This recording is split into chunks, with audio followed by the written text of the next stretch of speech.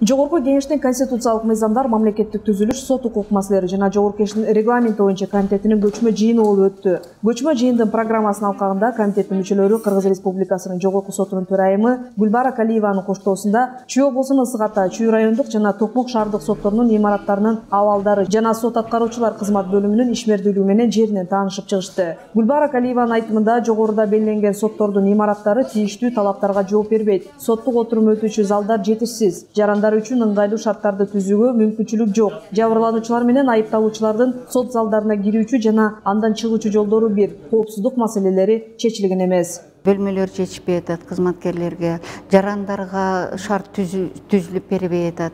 Биз чындыгында ошо соттордун имараттарын оңдойбуз, жаңыны салабыз деген биз судьялар үчүн салган жокпуз. Ошол маселени биз элдер үчүн, элдер соттошпосо сот имараттар деле кереги жок болот элем. Ысык Ата райондук сотунда болгон 2 соттук зал бар. Ал эми Чүй райондук соту менен Токмок шаардык соту бир эле имаратта жайгашып, 2 сот үчүн бир гана сот залы каралган. Токмок шаардык сотунун тергөө судьясы Канатбек Абдрахманов сот залдары жетишпегендиктен улам соттук жыйындарды иш бөлмөлөрүндө өткөрүүгө туура келип жаткандыгын, бул жагдай тараптар үчүн дагы судьялар үчүн өтө чоң ыңгайсыздык жаратып жаткандыгын белгиледи.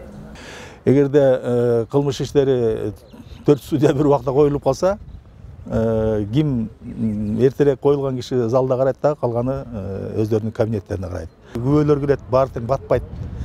Кичинекей кабинеттерибиз кичинекей. Ошондуктан бул кыйынчылыктар туудуруп атат да. Жогорку кеңештин депутаты Айнур Алтыбаева соттордун имараттарынын көпчүлүгү оңдоп түзөлүүгө муктаж экендигин, аларды капиталдык ремонттордон өткөрүү боюнча маселелер Жогорку кеңеште көтөрүлүп жаткандыгына токтолду. Соттордун көп имараттары мындай жакшы акыбалда эмес. Ошон үчүн мына бүгүн мисалы үчүн Ысык Ата райондук соттун имараты абдан мен ойлойм ушу тез арада жаңы салыныш керек. Анткени эски имарат, соттордун имараты мындай ыңгайлуу, чоң, мындай ушул системага ишеним арта турган имараттарда болуш керек.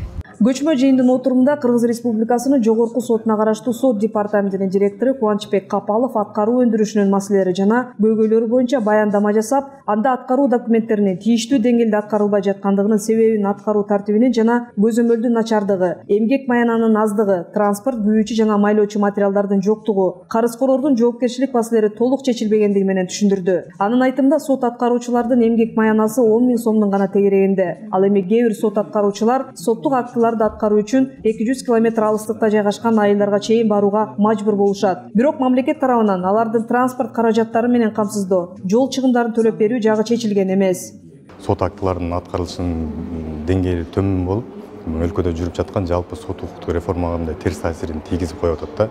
Ошондон мындай жалпы эле жарандардын сот бийлигин эле ал эмес сот бийлигин эмес жалпы мамлекеттик бийликке болгон ишенимин жогорулатыш үчүн бул соттун чыгарылган актылар аткарылыш керек. Ошо сот актыларынын аткарылбай жатканын өзү объективдүү жана субъективдүү дагы жактары бар да. Ошону азыр бул бөлгөндөн кийин бул түздөн түз бирдей тажрыйба кылып, ошо сот аткаруучулардын ишмердүүлүгүн жөнгө салган мыйзамдарга өзгөртүүлөрдү киргизүү менен ошондой эле ошо карызкорлордго мындай сот актыларын аткарбай койгондогу мындай жоопкерчилик маселелеринде кароо боюнча мыйзамдарга өзгөртүү толтуруулар киргизилип жатат да. Комитеттин мүчөлөрү бул маселени чечүү боюнча мыйзам долбоорлорун тездетип карап чыгуу зарыл экендигин белгилешип, өз сунуштарын беришти.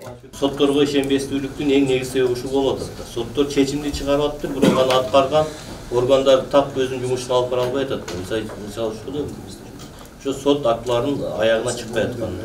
Мындан тышкары күн тартибинин негизги маселеси катары Кыргыз Республикасынын өкмөтүнүн 2019 жылдын 7 мартындагы 112 токтому менен бекитилген 2019-2022 жылдарга Кыргыз Республикасынын сот системасын өнүктүрүү мамлекеттик максаттуу программасынын долбоорун кароо коюлуп, бул программа боюнча Кыргыз Республикасынын судьялар кеңешинин төрагасы Нурланбек Атаназаров баяндама жасады. Ошондой эле күн тартибине кынтыксыздыктын талаптарын бузгандыгына байланыштуу судьянын кызмат ордунан бошотулган адамдын мамлекеттик жана муниципалдык кызматтарды ээлешин чектөө жөнүндөгү маселелер боюнча Кыргыз Республикасынын айрым мыйзам актыларына өзгөртүүлөрдү киргизүү тууралуу Кыргыз Республикасынын мыйзамынын долбоору жана Кыргыз Республикасынын айрым мыйзам актыларына өзгөртүүлөрдү киргизүү тууралуу мыйзамдын долбоорлору каралып, комитет тарабынан бир катар тийиштүү чечимдер кабыл алынды.